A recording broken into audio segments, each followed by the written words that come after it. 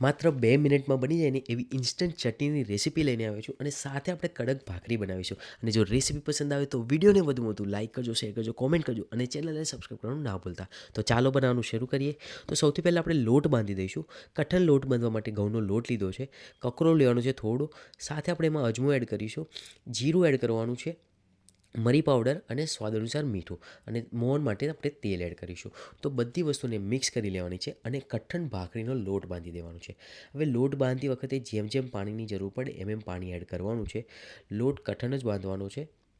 તો લોટ બંધાઈ ગયો છે તો એને આપણે રેસ્ટ આપવા માટે મૂકી દેવાનું છે 10 મિનિટ સુધી. બીજી બાજુ આપણે સિંગદાણાને શેકી લઈશું. સિંગદાણા વધારે નથી શેકવાના, અચકચરા શેકવાના છે. તો હવે આપણે ડુંગળી સમારી લઈશું. મેં અહીંયા 1 નંગ જેટલી ડુંગળી લીધી છે. તમે તમારી રીતે વધારે ઓછી કરી શકો છો. તો ઝીણી ઝીણી આપણે ડુંગળી સમારી લેવાની છે. એકદમ આ રીતે આપણે ઝીણી ઝીણી ડુંગળી સમારી લઈશું. તમે ચાહો તો ક્રશ કરીને પણ લઈ શકો છો, પણ તમે સમારેલી હશે તો વધારે મજા આવશે ખાવાની. એવી જ રીતે 2 નંગ લીલા મરચાં લીધા છે. જો તમે વધારે સ્પાઇસી કરવા માગો તો વધારે ઓછું તમારી રીતે કરી શકો છો. સાથે 1 નંગ જેટલું ટામેટું લીધું છે. એને પણ આપણે ઝીણું ઝીણું સમારી લેવાનું છે. તો ડુંગળી, ટામેટાં અને મરચાં સમારીને તૈયાર છે. હવે આપણે કાપેલા ફ્રેશ ધાણાને સમારી લઈશું. તો બધું મિક્સ કરવાનું છે હવે આપણે, અને સાથે એક લીંબુ જોઈશે લીંબુના રસ માટે. તો બધું આપણે એક બાઉલમાં મિક્સ કરી લઈશું એકદમ આ રીતે. તમે જોઈ શકો છો કે ડુંગળી, ટામેટાં બધું મેં એક બાઉલની અંદર એડ કરી લીધું છે. સાથે કાપેલા ધાણા પણ એ જ ટાઈમે આપણે મિક્સ કરી લેવાના છે.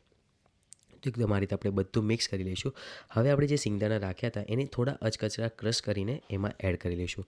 બીજી બાજુ એક વઘાર્યું લેવાનું છે. એમાં તેલ એડ કરીને એમાં આપણે અડધી ચમચી જેટલું જીરું, ચપટી હિંગ એડ કરીશું અને વઘારને થવા દેવાનું છે. તેલ જેટલું ગરમ થાય, તેલ તતડવા માંડે એટલે આપણું જે મિક્સર છે એમાં હળદર, લાલ મરચું પાવડર અને થોડુંક ગરમ મસાલો અને સ્વાદ અનુસાર મીઠું એડ કરવાનું છે.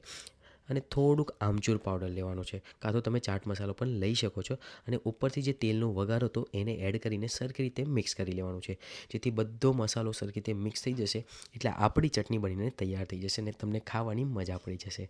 સાથે ઉપરથી લીંબુનો રસ એડ કરીશું તો થોડો ખટ્ટાશવાળો ટેસ્ટ આવશે ને તો ખાવાની મોજ પડી જશે. તો તૈયાર છે આપણી ઇન્સ્ટન્ટ ચટણી, જે તરત જ બની જશે અને શાક નહીં હોય ને એ દિવસે આની જોડે ખાવાની મજા જ પડી જશે. તો બીજી બાજુ આપણો લોટ તૈયાર થઈ ગયો છે. એને ઉપરથી થોડું તેલ એડ કરીને ફરીથી મસળી લઈશું અને એનો લુઓ બનાવીને એની આપણી ભાખરી તૈયાર કરી લેવાની છે. તો એકદમ આ રીતે આપણે એને મસળી લેવાનું છે એક વખત, જેથી લોટ આપણો પરફેક્ટલી સેટ થઈ જાય.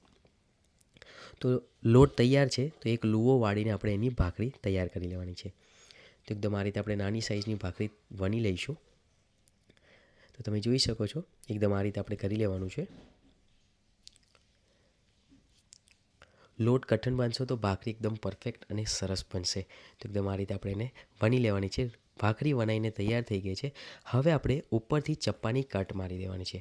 તો એકદમ આ રીતે આપણે ચપ્પાની મદદથી એની ઉપર કટ કરી લઈશું, જેથી ભાખરી આપણી ફૂલે ના અને કડક અને ખાવામાં એકદમ ક્રિસ્પી અને સરસ બને. તો એકદમ આ રીતે આપણે એને શેકી લેવાની છે. બેઉ બાજુથી શેકાઈ જાય એટલે ઉપરથી આપણે એને ઘી લગાવી લઈશું. તો એકદમ આ રીતે એને પ્રેસ કરીને શેકી લેવાની છે. તમે જોઈ શકો છો કે લુકમાં ખૂબ જ સરસ દેખાઈ રહી છે અને ખાવામાં પણ એટલી ટેસ્ટી અને એકદમ મજા આવે છે. તો એકદમ આ રીતે આપણે એને કડક ભાખરીને તૈયાર કરી લેવાની છે.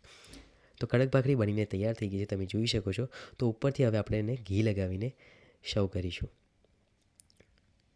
તો તૈયાર છે આપણી ભાખરી અને સાથે ઇન્સ્ટન્ટ ચટણીની રેસીપી. ઉપરથી ઘી લગાવીને ગરમ ગરમ ખાવાની મજા જ પડી જશે. તો એક વખત તમે આ રીતે મારી રેસીપી જરૂરથી ટ્રાય કરજો. રેસીપી પસંદ આવે તો વિડીયોને વધુમાં વધુ લાઇક કરજો, શેર કરજો, કોમેન્ટ કરજો અને ચેનલને સબસ્ક્રાઈબ કરવાનું ના ભૂલતા. અને આ ચટણીની રેસીપી તમને કેવી લાગી કોમેન્ટ કરીને મને જરૂરથી જણાવજો. ખાવાની ખૂબ જ મજા પડી જશે, તમારા ફેમિલીમાં બધાને ખૂબ જ ભાવશે અને તમે આને દાળ ભાત સાથે, રોટલા સાથે પણ ખાઈ શકો છો. તો ફરી મળીશું નવા વિડીયો સાથે. ત્યાં સુધીને ગુડ બાય.